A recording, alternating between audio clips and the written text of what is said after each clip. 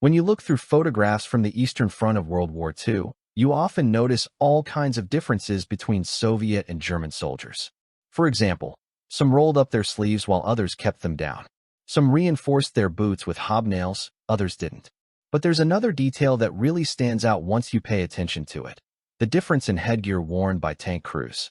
Soviet tankers are usually seen wearing padded leather tank helmets, while German crews often wore simple side caps, or sometimes no headgear at all inside the vehicle. So why is that? Did Germany simply not have enough protective helmets for its crews? Or did they think such helmets were unnecessary? But they did have internal radio systems, so headphones were essential. Or maybe the Soviet tank helmet was some sort of top-secret invention that nobody outside the USSR knew about before the war. Let's try to sort this out. In reality, Soviet tankers were far from the only ones who wore tank helmets. And no, they were not invented right before World War II, despite what some alternative historians like to claim. Tank helmets had been around since the First World War, even though there were so few tanks back then that you could practically count them on one hand. Unsurprisingly, only a handful of armies used any kind of specialized tank headgear at that time. Some early tank crews simply wore standard infantry helmets or even aviation helmets. The Italians, for example, leaned heavily toward flight-style headgear. On the eve of World War II, the Italian Tank Corps officially adopted a pilot-style leather helmet. It made perfect sense. Tank crews tended to hit their heads on just about every metal surface inside the vehicle, so any protection was welcome. Plus, radio equipment could be mounted directly inside the helmet. As for the Soviet Army, tank helmets appeared long before the German invasion. More precisely, 10 years before, in 1931. Early models looked somewhat different from the versions we see in wartime photographs.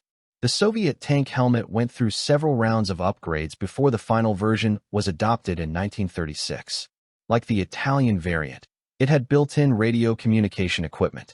You've probably noticed the distinctive padded sections on Soviet helmets. Officially, these were called protective rollers. This is where Soviet designers went further than the Italians, who simply relied on hard helmets to prevent injuries from hitting the metal hull. Soviet engineers added extra cushioning so that any accidental impact was much less painful. Interestingly, the US briefly used a similar design as well. American tank helmets also evolved over time, eventually becoming noticeably different from the Soviet ones. So what about the Germans? Did they truly have no tank helmets?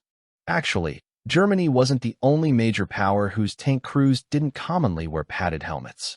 British tankers didn't use them either. And the British approach to headgear was, let's say, very distinctive. They constantly redesigned their tank caps, and many of them looked rather quirky. Soft caps with little pom-poms, oversized berets, and other unusual shapes. And unlike the Soviets or Americans, who built communication gear directly into their helmets, British crews wore headphones over their berets. German tankers weren't completely without headgear. In the 1930s, they too wore a kind of soft beret, somewhat similar to the British one. But everything changed once German tanks themselves began to evolve. As newer models entered service, German crews switched to simple side caps and wore separate headphones over them. But that raises a question.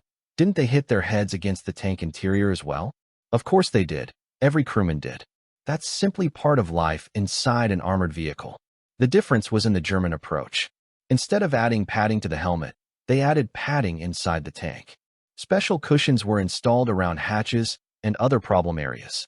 Not every German tank had these, but many did, and you can see examples of this interior padding in period photos. Helmets were issued in limited numbers, but overall Germany preferred padding the vehicle itself rather than creating a dedicated tank helmet. I can't say for sure which solution was objectively better, but personally, I'd choose the Soviet tank helmet.